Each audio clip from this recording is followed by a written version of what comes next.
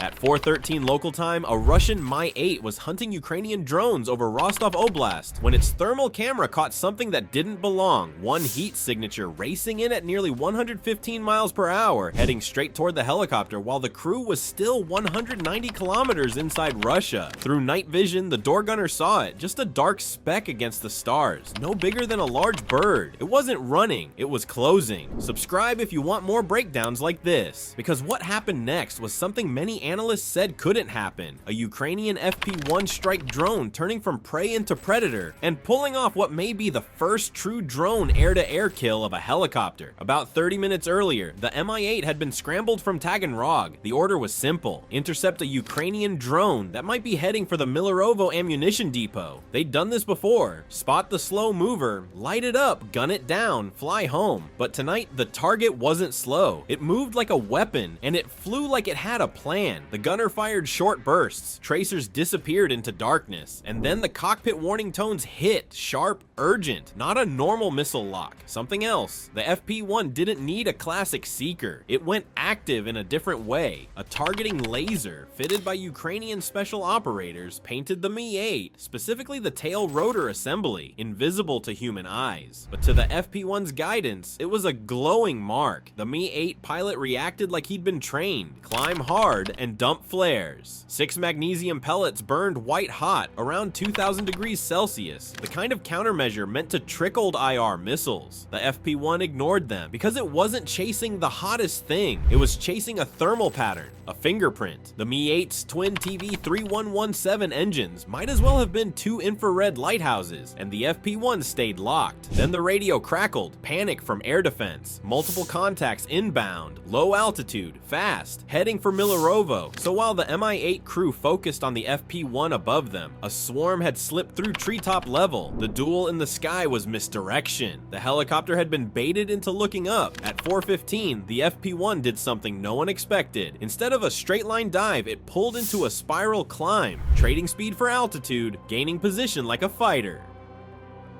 That shouldn't be easy for a drone carrying 50+ kilos of explosives, but the FP-1 was built differently. Stripped down, optimized, lightened wherever possible. The Mi-8 tried to match the climb, but helicopters lose lift as air thins. The FP-1 didn't need rotor lift, it needed energy and control surfaces, and it had both. About 32 kilometers away, a Panzer S-1 battery detected the low-level swarm closing on Milerovo. The operator had to choose: engage the drones threatening the depot, or help the Mi-8 in its aerial fight. He chose the depot, meaning the Mi-8 was now alone against a drone that wouldn't disengage. The Mi-8's warning receiver painted the nightmare: FP-1 above, closing. Multiple drones below, approaching Milerovo. The FP-1 leveled out and ran pure math. Intercept geometry, optimal. Warhead, armed, distance, shrinking, impact in about 11 seconds. The door gunner stopped bursting and held the trigger down. Tracers stitched the sky, and 3 rounds finally connected. One punched a hole in the FP-1's left wing. Another damaged a tube and disrupted its readings. A third struck the warhead casing, but didn't penetrate. The drone didn't explode, it just started bleeding speed. The wing damage forced the FP-1 into a roll. Its flight computer compensated, but every correction cost speed. It dropped towards stall speed. Below that, wings stopped producing enough lift. The FP-1 began to fall, but it was already close enough that momentum carried it forward like a thrown hammer. The pilot pulled the last trick he had, a violent pedal turn, swinging the tail away. For 1 second, the seeker lost lock, then it reacquired. 25 meters, closing, and the FP-1 didn't need a direct hit. Its proximity fuse was programmed to detonate within about 10 meters of a matching heat signature. The drone detonated near the main rotor hub. Close was enough. The blast wave hit first, doors buckled, windows shattered, air pressure slammed the cabin and snapped back. Then came the payload. 3,000 tungsten ball bearings expanding outward at extreme speed, shredding the Mi-8's skin. Critical hits stacked instantly. Hydraulics severed. Controls turned mushy. Tail rotor gearbox damaged. Yaw control collapsing port engine fuel control hit. Engine destabilizing. Then the port engine failed violently. Internal blade separation. Fuel spray. Fire. The Mi-8 began to spin. Without tail rotor authority, torque takes over, and the helicopter entered a spiral it couldn't recover from. In the cargo bay, 8 VDV paratroopers realized the aircraft was finished.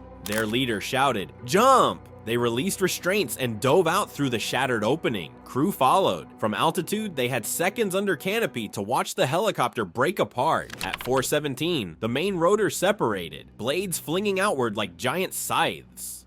At 4:18, the Mi-8 hit a frozen field at high speed, carving a burning scar into the ground. But the operation wasn't over. While everyone watched the falling fireball, the low-level drones reached Milerovo. The first struck an ammo warehouse storing 122mm Grad rockets. Secondary explosions ripped through the building. The next drones hit the fuel depot, igniting stores that wouldn't reach the front. Another penetrated into the command bunker and detonated among communications gear. One drone malfunctioned after defensive fire and crashed short. But the final drone found the crown jewel, an S-400 radar vehicle parked there for maintenance. It was destroyed, reduced to scrap by a drone that cost a fraction of the system it killed. This wasn't just a strike, it was a proof of concept. A long-range strike drone engaged a helicopter in the air and won. Flares didn't help, classic countermeasures didn't help, the old assumptions didn't help, because drones aren't just flying zombies anymore. They're becoming aerial predators. What happened over Rostov and Milerovo is a warning about where air combat is going next. Stay prepared, stay informed, and subscribe for more.